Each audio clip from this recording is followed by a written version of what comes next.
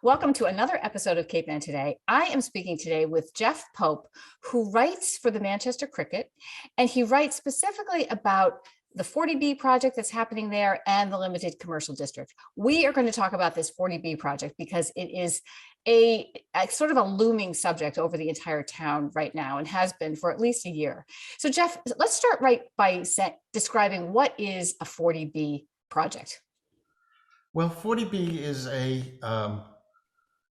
project, a program that the state put together to try to increase the amount of affordable housing throughout the state. It's also it's well known as sort of the anti-snob zoning rule.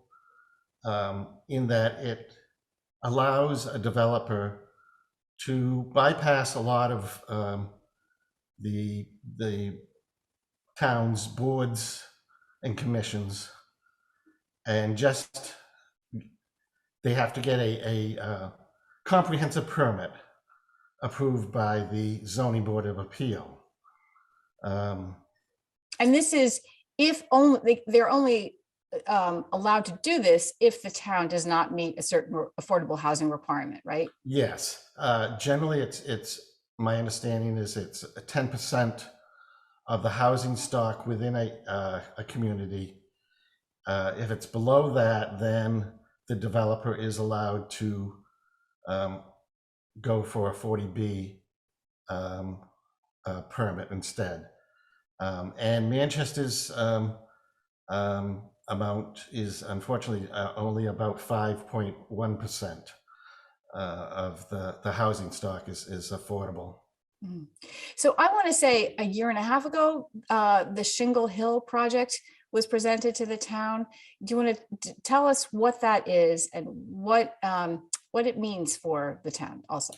Well, the developer, Jeffrey Engler, has put together a proposal for a parcel of land off of School Street, approximately opposite the entrance to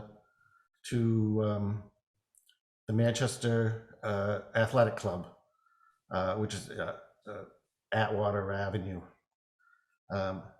It's, I think, a piece of land about 14 acres. But the project is only really going to use about half of that area. It's on a hill, I guess known as Shingle Hill, and it's been approved by the state as being a possible 40B project. So it's now before the Zoning Board of Appeal, and they are going through the process of having peer reviews done in a number of different areas, from the environmental, the traffic and safety, architectural areas, and So I have a question here. Yeah. So if the state has already approved this as a 40B, and that therefore gives the developer the right to bypass certain town ordinances, or why do they still have to go before the ZBA? That's the way this 40B goes, is that it still has to be approved by the Zoning Board of Appeals in each community. Rather than being approved by the Conservation Commission and the Selectmen and all the other Planning Board and all the other commissions, it just has to get this one approval. Okay. And that's the comprehensive permit. Okay. If it's approved, then the developer can proceed to build the project. If it's turned down, the developer still can go back to the state and there is um, a board that they can present it to, and uh, still they can overturn the ruling of the zoning board and get the comprehensive permit that way. And does that happen often? Um, I I'm not really sure. Okay, I, okay. I can't say that I'm. I know it has happened in a number of different communities. Um, So what's, if they've turned it down for what the state does not feel is a good enough reason. okay. So what is at stake for the Jeffrey Engler project as it faces the zoning board of appeals? And this is next Well, week, right? There's a meeting next week of the ZBA?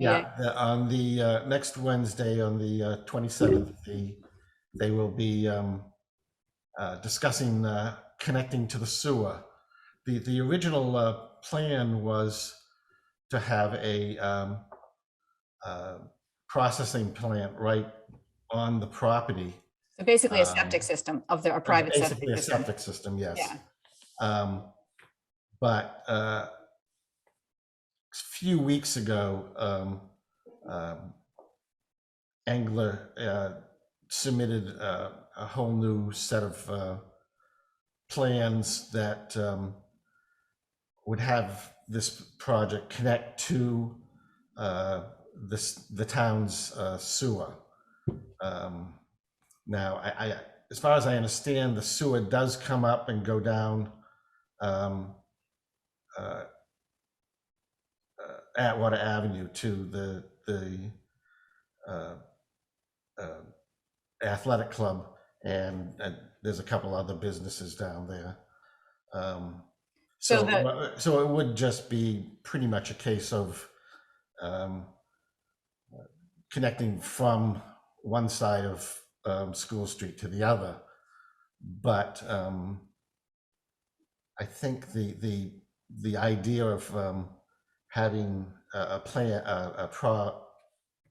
processing plant on the property was going to lead into too many environmental problems for Engler and the developers, that they've turned to this possibility of connecting to the sewer. well, I want to return to talking about the property itself, but I also Mhm. want to finish up with the ZBA. So what are the town's other concerns that will be presented at this or discussed at this meeting next on Wednesday? And how likely is it that the ZBA rejects the Shingle Hill proposals? Well, during the meetings over the last couple of months, there's been a lot of things that have come up that may be troublesome for the project. One is that the town has a bylaw saying that any project of this size needs at least 2 entryways, and that an entryway is, I believe it's 180 feet is the longest entryway that is allowed. This entryway is, I believe, somewhere around 500 feet. And they only have one. Engler has said a couple of times in meetings with the ZBA that there's basically just no other way of putting this project together to allow for a second entryway. Basically, the entryway would go off of School Street and circle the whole building to a little loop at the front of the building, but it would not connect up again. So people would have to go the whole length of that, although there would be parking along this entry road, this access road. And I believe the project calls for underground parking too.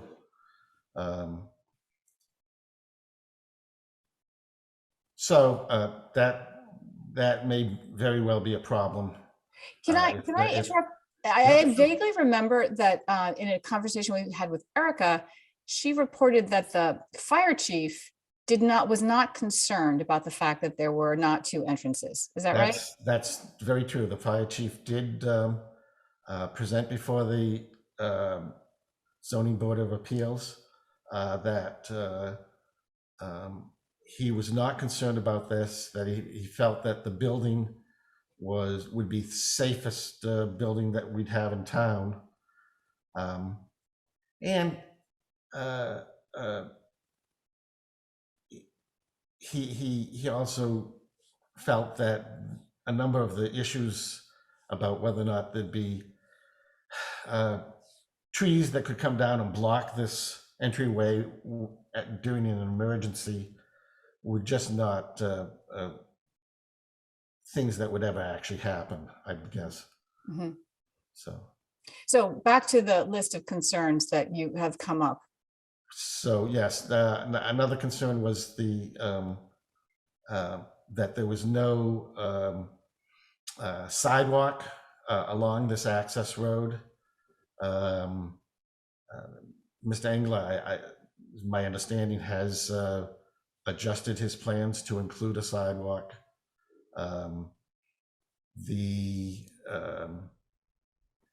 With the sewer, if that would require a pumping station, basically, at the edge of the project, at the edge of the property along School Street. And the amount of effluent that's going to be going through the sewer system may require that the town increase the size of its pipes along School Street. I believe that at least some sections of it, it's only a 6-inch pipe, and at least one of the peer reviewers was saying that 8 or 10-inch pipes would probably be needed. Because it's 136 units and potentially 136 units, of which 34 would be affordable. Yes, and there'd be 1, 2, and 3 bedrooms apartments. So the actual number of people that would be living there, it'd be difficult to exactly guess, but it could certainly be 500 to 1,000. Sure. Right. Now, another big concern, of course, is the impact on the environment, and a number of the surrounding properties are environmentally protected properties, particularly part of the Manchester Essex Conservation Trust. And right now, that one of the at the last meeting, there was a lot of talk about the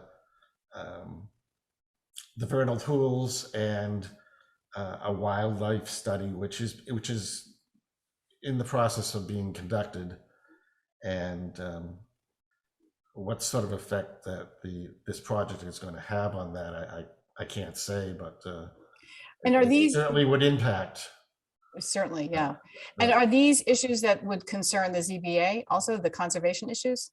Yes, under the 40B, they're concerned with any issues that might come up under the project. So, yeah. So could you describe, I want to talk about the land now. Could you describe what the land looks like, and what is there, what's been documented, and what would be lost in this development? The land that is a hill. I'm not exactly sure how tall it is, but just driving by it on School Street, you have to really look quite a ways up to see the top of the hill through the trees. So there'll be a very high elevation. You'll see this building from a distance, probably. Well, that's another issue. People are concerned whether or not it's going to be seen from 128, and there's a lot of effort uh, by different uh, people in town to maintain the sort of the green space along 128. Um, the, uh, the project, however, is that they're going to level the top of the hill. Oh, So how much down, how much of the dirt and stone and gravel or whatever they're going to take and flatten it out so that you have a flat enough space for the building is a big question, and one that has come up at a number of the meetings. A number of the ZBA members have requested that a geotechnic review of the area be conducted, and Mr. Engler has basically told them no, he will not do that, but that he would do it if it was just one of the waivers that's included in the comprehensive permit. Essentially saying that we'll do it if you give us the comprehensive permit. right, exactly. Yeah. So can you go into any more detail about what that would mean when you are putting a large building on the top of this hill and you're removing a lot of stone and dirt and I assume runoff? There'll be serious runoff. Well, that's another issue, runoff, and how that will affect surrounding environmental lands. I have no idea what it's going to how it's going to affect those, but I can't imagine that it would not affect them somehow. There's a number of, I guess in the plans, a number of retaining walls that will have to be put in, and there's certainly been some concern about how the groundwater will react with these retaining walls, and what effect what's going to have on the groundwater. Has Mr. Engler offered any examples of his projects, you know, for the town to look at and say, look, this is successful or not? Mr. Engler has done I believe hundreds of projects around the state. Many of them are 40B projects. I know that they have asked for similar, the ZBA has asked for similar information about other projects on a lot of levels. I don't know that there's quite a project quite like this one, in that it's pretty much on the top of a hill and that it's surrounded by protected lands. Right. So, but I believe Mr. Engler did run into a little bit of trouble, a little bit of, there's a little controversy in Wellesley, was it, where he did a project? Yes. If I understand that correctly, it was one of the people he was partnered with in that project had been banished by the state Right. from taking part in any of these projects. I know that the ZBA here in Manchester has requested information to make sure that this person is not in any way part of the local project, and as far as I know, he's not. Yeah, but there's no question of the Engler project being compromised because of their involvement with this, right? That I don't think so, no. Okay. So uh, the town is, of course, very concerned about this very large project and the impact on the whole town. Sure. But there has been a concerted effort since then to try to find different alternate sources for affordable housing to try to get that percentage up. Can you Mhm. talk about that? Speak to what the town is doing actively to. Yeah, I'm afraid I don't know Okay, that's what else the town has done. I know that there was an attempt to include a project um, down in the downtown village section that the state just rejected, that said had no basis to be included. So, but beyond that, I don't really know anything beyond that. Yeah. Mhm. So the ZBA meeting is Wednesday. This show will actually be broadcast on Monday, the Mhm. 26th. So Yeah. the ZBA meeting will be Wednesday. I'm sorry, will be on the 25th. Yeah. And the meeting will be Wednesday, the 27th. Yeah. So, Well, the 25th is the town meeting. right.